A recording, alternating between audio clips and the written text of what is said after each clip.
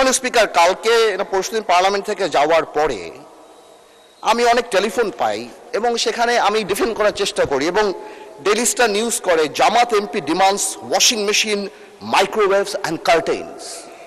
এটা আমাকে অনেক লজ্জা দেয় এবং আমি মনে করি এই পার্লামেন্টকে অনেক লজ্জা দেয় যে একটা মেম্বার অফ পার্লামেন্ট এখানে দাঁড়িয়ে, যেখানে জনগণের কথা বলবে, যেখানে বিভিন্ন জনগণের দাবির কথা বলবে, সেখানে একজন মেম্বার অফ পার্লামেন্ট দাঁড়িয়ে উনি ওয়াশিং মেশিন পেল না, মাইক্রোওয়েভ পেল না, কার্টেন পেল, সেই ব্যাপারে দাঁড়িয়ে কথা বলবে। আমি ওনাকে এম্বারাস না করে আগামীতে যদি ওনার পর্দার মাইক্রোওয়েভ লাগে, আমি আমার তরফ থেকে ওনাকে একটা মাইক্রোওয়েভ দিতে চাই এবং আমি প্রধানমন্ত্রীকে রিকোয়েস্ট করতে চাই যদি ওয়াশিং মেশিনটা উনি দেয়, এবং হোম মিনিস্টার থাকলে আমি বলতাম যে উনি পর্দাটা যদি কিনে দিয়ে ওনার সংসারটা আমরা গোছায় দিতে পারতাম, তারপরে যদি আমার পার্লামেন্টকে উনি এম্বারাস না করতো। তিনি তার নিজের জন্য চান নাই, সকল সংসদ সদস্যদের জন্যই, যারা হাউসে সংসদের দেওয়া ভবনে যারা বসবাস করে তাদের সম্পর্কে বলেছে। সুতরাং এটা এমন কোনো গর্হিত অপরাধ হয়নি।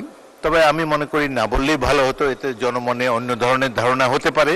উনি তো আমি মনে করি একজন বিজ্ঞ পার্লামেন্টারিয়ান, আবার নিজের থেকে অফারও দিয়ে দিলেন যে আমি সব দিয়ে দেব। ওনার কাছে চাইছে নাকি কেউ যে উনি দিবেন?